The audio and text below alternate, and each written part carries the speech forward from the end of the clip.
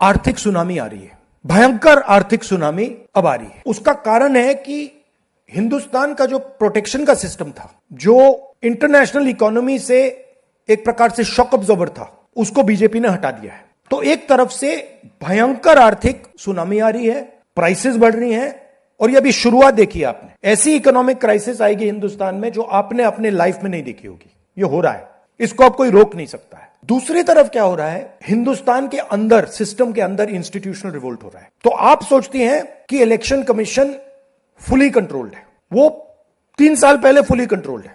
Chief election commissioner के messages मेरे पास आ रहे हैं, head of intelligence system, senior judiciary, सारों के सारे रिवोल्ट कर रहे हैं, इंफॉर्मेशन दे रहे हैं हमें। तो जो कंट्रोल का सिस्टम था एक तरफ से, वो कोलैप्स कर रहा है अंदर से, क्योंकि लोगों को दिख रहा है कि जनता का प्रेशर अब ऐसा भयंकर आएगा, अगर हम इस रास्ते पे चलते गए तो हमारे लिए रिस्क हो जाएगा। आप क्या सोचते हो, अगर जनता को मालूम है कि इलेक्शन सिस्टम रिग्ड है और जनता की मतलब इकोनॉमिक प्रेशर, गरीबी, दर्द के कारण जनता में गुस्सा आ गया, आप क्या सोचते हो कि इलेक्शन कमिश्नर को डर नहीं लगेगा कल क्या होने वाला है? तो अब क्या हो रहा है, सिस्टम अंदर से ऐसे हिल रहा है पूरा।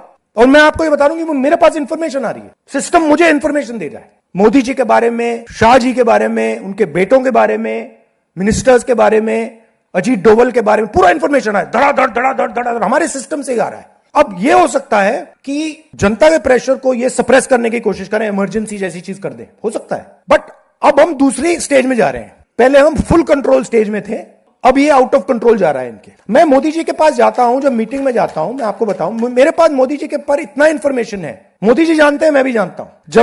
जब मैं उनसे मिलता हूं, भैया आंख में आंख लगाना रहा, हिलना पड़ता है, क्योंकि वो जानते हैं कि जिस सिस्टम को मैंने कंट्रोल किया था वो सिस्टम कोलैप्स कर रहा है और पूरा इंफॉर्मेशन इसको दे रहा है। तो ये डायनामिक चल रही है। और आप देखना, मेरे अंदाजे से, मेरा असेसमेंट है, 1 साल के अंदर मोदी जी प्राइम मिनिस्टर नहीं होंगे।